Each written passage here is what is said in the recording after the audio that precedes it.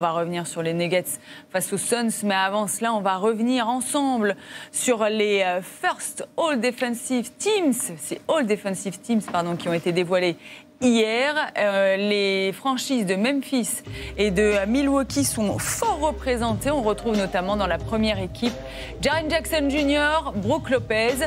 On retrouve également Evan Mobley, Jrue Holiday et Alex Caruso. Est-ce que ce premier 5 vous convient, messieurs? Ouais. Brook Lopez, qui était longtemps dans la discussion pour être le meilleur. Donc, Holiday, il a confirmé que c'est un des meilleurs défenseurs arrière. Et Mobley continue sa progression. Ouais. Caruso aussi, c'est un joueur polyvalent en défense.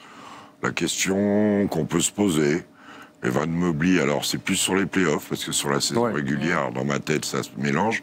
Sur la saison régulière, il a été très très bon défensivement.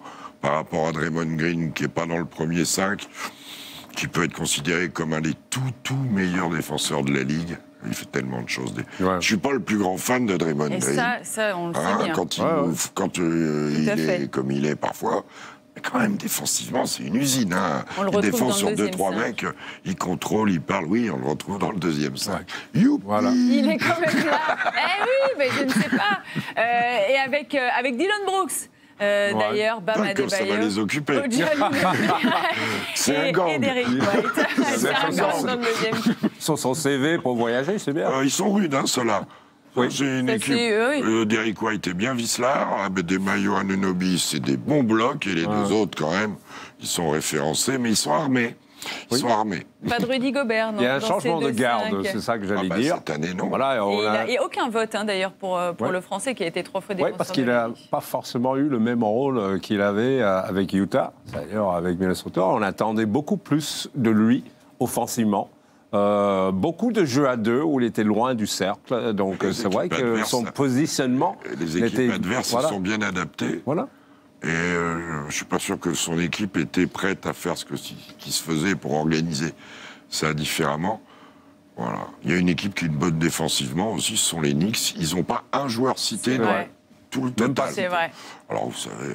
Oui, voilà, c'était pour vous tenir informé de ces équipes défensives. Il y a eu des snubs, il y a eu les Knicks, et puis il y a eu Giannis Antetokounmpo qui a réagi d'ailleurs à sa non-présence dans ces 2-5 défensifs de l'année.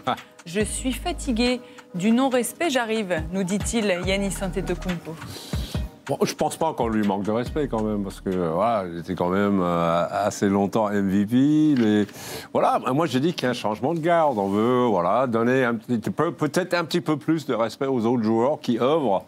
Donc Jimmy Butler, il peut dire la même chose chaque fois qu'il est pas pris pour un truc. Kevin Durant, c'est quand même un des meilleurs défenseurs aussi.